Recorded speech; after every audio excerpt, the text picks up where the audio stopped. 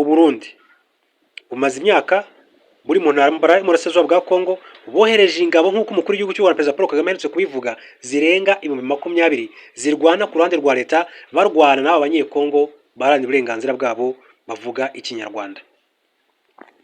Leta z'Ubumwe za Amerika zigira ziti ati kuwa gatanu tariki ya 12 Ukuboza zashinje u Rwanda kuba ruri kuganisha akarere kose k'ibiyaga bigari mu ntambara ikomeye cyane.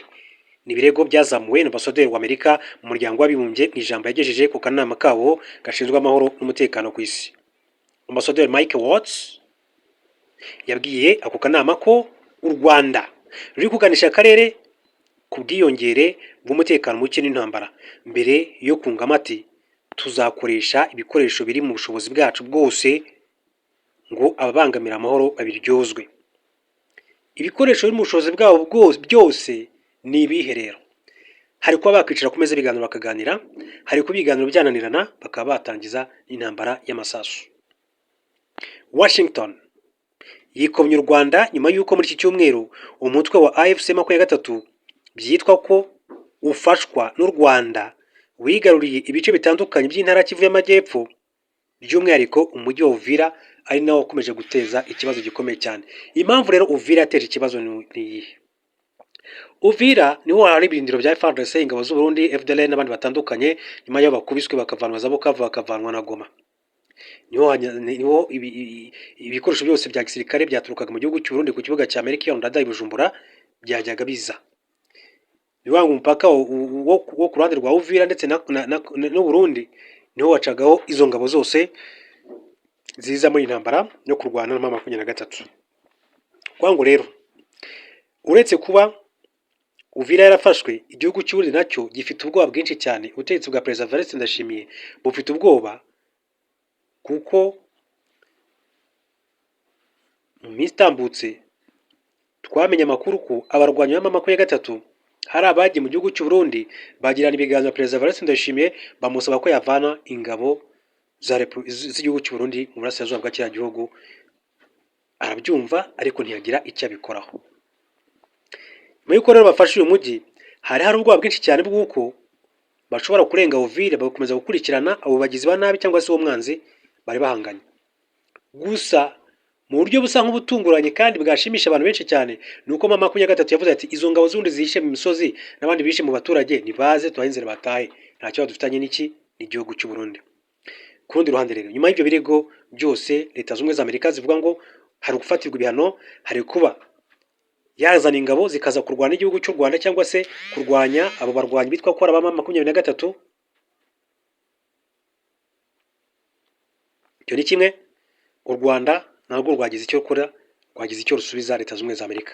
Ambasaderi w'u Rwanda muri Loni yitwa Bwana Martin Ngoga yasobanuye ko imirwano yadutse muri Kivu y'Amajyepfo yatewe no kurenga ku gahenge kw'ingabo za RDC, iz'u Burundi, imitwe wa Zalendo, umutwe w'iterabwoba FDLR n'abacanshuro, kandi ko na mbere hose Leta ya RDC yigambye ko izakarengaho bitandukanye n'ibyo yemereye mu biganiro by'amahoro bya Doha muri Qatar.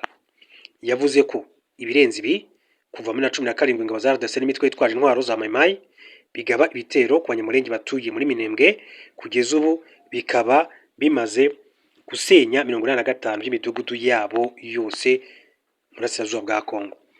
Uyu mudiplomate w'u Rwanda rero yagaragaje ko ingabo z'u Burundi za RDC Mai bimaze igihe kinini cyane bifunze inzira zose abanyamurenge banyuragamo bajya ku masoko, bigamije kubicisha inzara.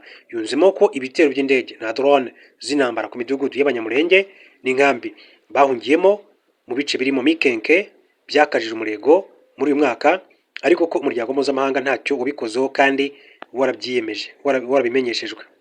Hagati aho ngaho suhuza abavandimwe bacu bari mu gihugu cy'Ubufaransa, bari mu gihugu cy'Ububiligi, bari mu gihugu nka Denmark, bari mu gihugu cy'Ubuholandi, abo mu gihugu nka Sweden, bari mu gihugu nka Busuwisi, mukunze kwitwereka cyane ko Muhammad kuri 5/5. Ariko kandi ku rundi ruhande reka nshimire cyane abantu bari muri Leta z'Ubumwe za Amerika. Nahoze ndeba abantu badukurikira cyane, nsanga havuyemo abanyarwanda, abandi badukurikira cyane ari abo muri Leta zunze ubumwe za Amerika. Mbashimira cyane kandi nanabifuriza gukomeza kugira ibihe byiza. Hanyuma babwira ngo muri comment section ndaza gushyiramo nimero, turifuza gutangira gukora mu buryo bw'amashusho. Ubwo uramutse wumva rwose twazaye tubana muri amakuru ndetse ibiganiro byacu, uraza kutwandikira kuri WhatsApp, hanyuma hari n'inkunga wumva watugenera kugira ngo turusheho kunoza ibyo dukora umunsi ku wundi, byose biremewe. Tugikomeza rero kuri iyi nkuru, ati hagati ya Werurwe no ku kwezi kwa gatatu n'ukwezi k'Ukuboza kwa 12 uyu mwaka, aha hantu hagabwe ibitero 15 by'indege. Ati nta muntu uri kubivuga. Undi munsi ati nzishimira ko twazabwirwa ko ibi bitabaye. Nje na bamwe mu bagize agakanama ku giti cyabo twagaragaje iki kibazo, twabigaragarije muri iki cyumba, nta kigeze gikorwa. Yunzemo ati mureke mbaze ikibazo, ese akanama gashinzwe umutekano ntikigeze kamenya ko iki kibazo cyangwa kasanze kitakareba? Ku kibazo muri Kivu y'Amajyepfo ati dukwiye kwibaza uko byari bimeze mbere y'imirwano iheruka. Bwana Martin Ngoga, ambasaderi w'u Rwanda mu muryango w'abibumbye, yavuze ko u Rwanda rushyigikiye ko ubusugire n'ubwigenge bw'ibihugu bwubahirizwa, ariko ko umuryango mpuzamahanga ukwiye kumenya ko umutwe wa FDLR ufashwa na leta ya RDC ubangamiye ubusugire bwarwo. Yasobanuye ko ibyo kuba FDLR ifashwa na leta ya RDC bidashidikanywaho kuko hari ibimenyetso bitavuguruzwa, ndetse kandi n'imyanzuro myinshi cyane y'akanama ka Loni gashinzwe umutekano ikaba isaba ko uyu mutwe w'iterabwoba usenywa ibiteganywa n'amasezerano y'amahoro u Rwanda rwasinyanye na Repubulika Iharanira na Demokarasi ya Kongo, nk'uko rero bakomeje kugenda babigarukaho mu minsi itambutse. Yitwa Martin Ngoga, ambasaderi w'u Rwanda mu muryango w'abibumbye, ari i Washington DC. U Rwanda rwatunguwe n'amahanga avuga ari uko AFC M23 yirwanyeho. Umukuru wa diplomasi y'u Rwanda ni Minisitiri w'Ububanyi n'Amahanga, Ambasaderi Olivier Nduhungirehe, yagaragaje ko u Rwanda rutungurwa no kubona umuryango mpuzamahanga nubwo wari wamenyeshejwe ibiri kuba muri Repubulika ya Demokarasi ya Kongo, watangiye kumvikana gusa ari uko ihuriro rya AFC M23 rifashe icyemezo cyo kwirwanaho. Ibi yabigarutseho ubwo yaganiraga n'abadiplomate bahagarariye ibihugu byabo mu Rwanda. Yagaragaje ko bitangaje kubona amajwi y'imiryango mpuzamahanga azamuka ari uko AFC M23 yafashe icyemezo cyo kwirwanaho kandi n'u Rwanda rugashinjwa kubigiramo uruhare. Yagize ati u Rwanda rutungurwa no kubona ko nubwo umuryango mpuzamahanga wari waramenyeshejwe neza kandi ufite n'uburyo bwawo bwo gukurikirana ibyabaye, amajwi yatangiye kumvikana ari uko AFC M23 ifashe icyemezo cyo kwirwanaho. Yakomeje ati igitangaje kurushaho ni uko uyu munsi itsinda mpuzamahanga ry'akarere k'ibiyaga bigari ryasohoye itangazo rishinja Alliance Fleuve Congo M23 n'u Rwanda, ridashyizemo na hamwe ingingo n'imwe ivuga ku bitero by'indege nto za RDC n'ibikorwa bya gisirikare byakozwe n'ingabo zayo. Yakomeje agaragaza ko kuva amasezerano y'amahoro yashyirwaho umukono muri Kamena mu kwezi kwa gatandatu, ibintu muri RDC byakomeje kurangwa no kongera ibikorwa bya gisirikare, imvugo z'urwango no gutoteza abanyekongo b'abatutsi.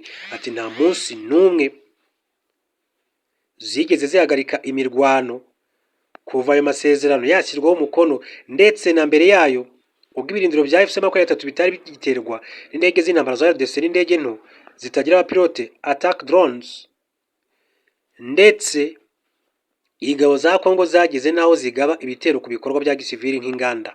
Yakomeje agira ati ibi ntibishobora gufatwa nk'impanuka kuko izo ndege zitera zihora zigaba ibitero hashingiye ku makuru yaho zigomba kwibasira. Nk'uko mubizi, ibi ni ukurenga ku masezerano yo guhagarika imirwano yemerewe i Washington DC ni Rwanda muri Angola. Ikirenze kandi giteye impungenge n'ibisasu bigabwa ku baturage buri munsi, cyane cyane mu midugudu y'abanyamurenge yo muri Kivu y'Amajyepfo. Yavuze kandi ko kwinjira muri RDC kw'ingabo z'u Burundi ubu zigera ku 20 byabaye ikintu gikomeye cyane kandi gikomeza guteza umutekano muke no gukomeza ikibazo. Yerekanye ko u Rwanda ruhangayikishijwe n'amakuru y'ifatwa ry'abantu bazira ko ari abatutsi, iyicwa ryibasira ubwoko bumwe, ibitero by'intwaro ziremereye kuri Minembwe, kubuza abasivili kugera kuri serivisi zibanze nk'amasoko hagamijwe kubicisha inzara bikozwe n'ingabo z'u Burundi. Ati kwita rero ibikorwa by'ingabo z'u Burundi muri RDC Iburasirazuba ingabo zatumiwe ntibishobora kuba rwitwazo rwo gusobanura ihohoterwa rikorerwa abasivili b'inzirakarengane muri Kongo. Yongeye kwibutsa ko Repubulika ya Demokarasi ya Kongo yatangaje ku mugaragaro ko itazubahiriza agahenge, ko ahubwo izakomeza imirwano igamije kwisubiza ibice bigenzurwa na M23 n'ubwo inzira y'amahoro ikomeje. Yashimangiye kandi ko nta munsi n'umwe u Rwanda rutagaragaje impungenge zarwo mu biganiro by'ubuhuza, haba ku banyamahanga ba leta, ku banyamabanga ba leta, intumwa zidasanzwe z'ibyo bihugu mu karere k'ibiyaga bigari, ndetse n'abambasaderi bayo. Nduhungirehe kandi yongeye kwibutsa ko mu Gushyingo impande zombi zemeranyije guhagarika ibitero byo mu kirere.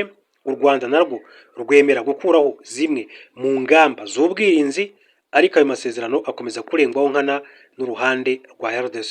Ati ako kanya nyuma yayo masezerano ibitero byo mu kirere byahise bisubukurwa. Ikindi kandi nta tangazo na rimwe ryatanzwe n'inama ishinzwe umutekano ku mupaka, umuryango umwe w'Uburayi, itsinda mpuzamahanga ry'akarere k'ibiyaga bigari cyangwa se ikindi gihugu gikomeye cyane gihagarariwe hano mu Rwanda ryamaganye ubukurenga ku gahenge bikorwa na Repubulika Demokarasi ya Kongo. Yemeje ko agahenge gashyirwa mu bikorwa n'impande zombi ebyiri zihanganye kandi agamije gucecekesha imbunda bityo atareba uruhande rumwe. Ati agahenge n'amasezerano hagati y'impande ebyiri zihanganye agamije gucecekesha imbunda mu gihe gikorwa gukemura amakimbirane. Ati mu yandi magambo agahenge ntigashobora kubarizwa n'uruhande rumwe gusa mu gihe urundi ruhande rurenga ku mabwiriza cyangwa se ku masezerano nta nkurikizi. Yashimangiye ko iyo ingabo za Kongo zemerewe kurenga ku gahenge uko zibishaka, AFC-M23 nayo igira icyo yikura mu kwirwanaho igamije guhagarika ibyo bitero igabwaho umunsi ku wundi. Ibihugu bitandukanye rero imiryango mpuzamahanga byongeye kandi kuvuga ku bitero bya AFC-M23 nyuma yo kwigarurira umujyi wa Uvira, ihagarika ibikorwa by'ubugizi bwa nabi n'ubwicanyi bukorerwa abanyekongo bakorerwa ihohoterwa rikabije n'ingabo za leta Wazalendo FDLR n'ingabo z'u Burundi. Akaba ariyo mpamvu rero bakomeje kugenda bagaruka kuri ibi bitero byose mu burasirazuba bwa Repubulika Iharanira Demokarasi ya Kongo muri rusange. Hanyuma tugikomeza kujya tuganira kuri aya makuru, tuganira kuri umujyi wa Uvira. Tariki ya 9 Ukuboza 2025 umujyi wa Uvira uri mu maboko y'ihuriro rya AFC-M23 rirwanya ubutegetsi bwa Repubulika Demokarasi ya Kongo nyuma y'icyumweru cy'imirwano yahanganyemo n'ihuriro ry'ingabo za Repubulika Demokarasi ya Kongo ndetse n'iz'u Burundi. Mu ifatwa ry'uyu mujyi ntihabayeho imirwano ikaze, ahubwo ubwo M23 yamaraga gufata uduce dukikije uyu mujyi, ingabo z'u Burundi za RDC zari ziwurimo zabangiye amaguru ingata zirahunga. M23 iwinjiramo mu buryo bworoshye cyane. Kuba nyuma y'umwaka bivugwa M23 yisemo gufata Uvira ni ikimenyetso cyo gusubiza ku bitero by'ubutaruhuka by'umwihariko iby'indege na drone ihuriro ry'ingabo za RDC tarorereye kugaba ku baturage ba Kivu y'Amajyepfo by'umwihariko abanyamurenge. Uvira ifite ubuso bungana na kilometero zigera kilometero kare 207 kandi hakaba habarurwa abaturage bagera ku 726 ukurikije imibare yo muri 2024. Ifite ubukungu bushingiye ku bucuruzi, ubworozi bw'amafi, ubuhinzi n'ubworozi bw'andi matungo magufi ndetse n'amaremare. Umujyi wa Uvira uri mu ntera kilometero 25 uvuye Bujumbura mu gihugu cy'u Burundi, niho waturukagamo ibicuruzwa biva mu burasirazuba bwa Kongo bijya Bujumbura, cyane cyane bikomoka ku buhinzi ndetse n'ibikomoka kuri petrol, amavuta n'isukari byahanyuzwaga mu buryo bw'amagendo kuko bikomeje kuba iyanga mu Burundi. Uvira ni nk'igicumbi cy'ubucuruzi muri Kivu y'Amajyepfo, cyane ko ikora ku kiyaga cya Tanganyika, imwe mu nzira z'amazi zikoreshwa cyane mu bucuruzi bukomeye nyambukiranyamipaka kuri uyu mugabane. Mu buryo w'ubukungu rero Uvira, ifatwa rya Uvira ni intambwe ikomeye cyane kuri uyu mutwe bitewe naho uyu mujyi werere hafi y'ikiyaga cya Tanganyika. Binyuze kuri icyo kiyaga izabasha kugira byoroshye cyane ku cyambu cya Kigoma muri Tanzania n'icya Mpulungu muri Zambia. Bikaba kandi bishobora gutanga amahirwe y'ubucuruzi n'ishoramari kuri AFC-M23. Inyungu zo gufata mujyi wa Uvira zirenze kuba bizafasha abaturage kugira umutekano, cyane ko ariyo ntego AFC-M23 ivuga ko ifite ubwo yatangiraga urugamba rwo kwigarurira uyu mujyi, ahubwo bizanafasha mu kuzamura ubukungu bwabo binyuze mu buhahirane mpuzamahanga ndetse binafashe uyu mutwe kwiyongerera ubushobozi bwabo. Uvira ifatwa nk'inzira ikomeye cyane inyuzwamo ibicuruzwa hagati ya RDC n'ibihugu bituranye byo mu majyepfo y'Iburasirazuba. Abacuruzi binjiza ibicuruzwa by'ingenzi bitandukanye biciye ku cyambu cya Kigoma muri Tanzania, mu gihe ibikomoka ku buhinzi biva muri Kivu y'Amajyepfo nabyo binyura muri iyo nzira bijya mu mahanga. Impuguke mu bukungu zivuga ko imiterere y'iki cyambu ituma Uvira iba umwe mu mijyi iteye imbere mu bukungu muri Kivu y'Amajyepfo, kikaba kimwe mu bitera impungenge leta ya RDC nyuma y'uko uyu mujyi wigaruriwe n'umutwe wa M23. RDC ifite ibyambu bibiri by'ingenzi, Karemi ndetse na Karundu. Icyambu cya Karundu giherereye mu majyaruguru iburengerazuba bw'ikiyaga cya Tanganyika, kikaba muri metero 4 n'igice uvuye mu mujyi wa Uvira rwagati, gituranye n'icyambu cya Bujumbura kuko kugerayo unyuze y'amazi ari kilometero 25 mu gihe unyuze ibutaka ari 35. Icyambu cya Karundu cyubatswe mu myaka 1950, cyubatswe ku butaka bufite ubugari bwa metero 60 n'uburebure bwa metero 300, kikaba kandi gifite ubushobozi bwo kwakira toni zirenga 120 ku mwaka nk'uko bigaragara mu bushakashatsi bwakozwe na Netherlands Enterprise Agency muri 2023. Ibicuruzwa by'ibanze binyuzwa kuri iki cyambu birimo sima, ifu y'ingano, umuceri ndetse n'isukari. Icyambu cya Karundu ni ingenzi cyane mu bijyanye n'ubucuruzi bitewe n'aho giherereye no kuba byoroshye kugera mu bindi bice ukivuyemo ukoresheje ubutaka. Kigemurira cyane kandi Uvira, ariko kinanyurwaho n'ibishobora kujya mu bindi bice nka Bukavu, Goma, Burundi ndetse n'u Rwanda. Ugereranyije n'ibindi byambu murasirazuba bwa Kongo, Karundu ifite imihanda ipfa kuba myiza ijya Bukavu ndetse n'u Burundi cyangwa se mu gihugu cy'u Rwanda. Nubwo bimeze bityo ariko bivugwa ko n'ubundi uwo muhanda uhuza icyo cyambu n'ibindi bice birimo Uvira wangiritse cyane, ndetse ko ushobora no kuba watengukira mu kiyaga isaha n'isaha. Mbere y'uko Alliance Fleuve Congo M23 yigarurira aka gace, raporo zagaragazaga ko umuhanda uretse kuba utameze neza utarunatekanye bitewe n'imitwe yitwaje intwaro itandukanye. Bitwara amasaha 8 kugira ngo ugere ku 10, amasaha 8 kugera ku 10 kugira ngo umuntu ave ku cyambu cya Karundu agere i Bukavu. N'urugendo rw'irometero birenga 130, numva ko ari kure cyane. Karundu rero ifite imyaro ibiri ifite uburebure bwa metero 311, ifite imashini imwe itwara imizigo ndetse n'ububiko bugera kuri 3 bwo kubikamo ibicuruzwa byinjira n'ibisohoka. Ububiko bubiri muri ubwo bufite ubuso bwa metero kare 1500 buri mwe, naho ubundi bufite metero kare 1000. Ni icyambu gishobora kwakira ndetse no gupakururirwaho ubwato bugera ku 8, buri bumwe bufite ubushobozi kandi bwo gutwara toni hagati ya 500 ndetse n'1000 icyarimwe.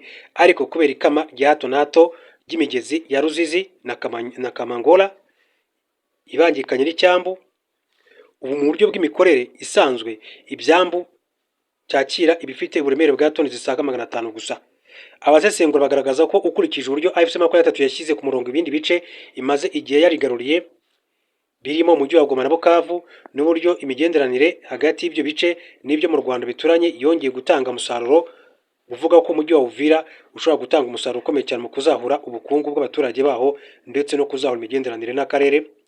Alain de Tax wabaye senateri mu Bubiligi n'umunyamabanga makuru w'umuryango w'abaganga batagira umupaka Médecins Sans Frontières yagaragaje ko gufata Uvira byagaragaye nk'igihombo ku butegetsi bwa Perezida Felix Tshisekedi, ariko ko igicumbi gikomeye cyane cy'ubukungu gikomeje kuba muri Katanga. Avuga ko mu gihe ikiri mu maboko y'umuherwe Moise Katumbi biragoye ko ubwo butegetsi bwagwa. Lubumbashi iracyari muri kilometero 1000 uvuye Uvira uciye Kareme. Yakomeje agira ati reka twibuke ko imirwano ikomeje guterwa hanini n'impamvu z'umutekano, bashorewe no kuza gufasha abaturage bagabweho ibitero by'indege, bishwe cyangwa se batotezwa n'ubutegetsi bwa Kinshasa bwagombye rero kubarengera. Yanavuze ku bihugu bimwe byasohoye itangazo byamagana iyo mirwano, avuga ko byari kuba byiza gusohora amatangazo yamagana icyo gikorwa, ariko mbere byari bikenewe kubanza kwamagana no guhagarika urugomo rwakomeje gukorerwa abaturage mu gice mu gihe cy'amezi menshi cyane ashize. Ibyo rero bikomeza kuya bivugwa ku ifatwa rya Uvira byinshi cyane kabisa. Reka bashimire cyane, mbifuriza gukomeza kugira ibi byiza. Uriya mukobwa ko uryanitse ijambo subscribe cyangwa se abone, ukande kunzogera kugira ngo dukomeze tubane.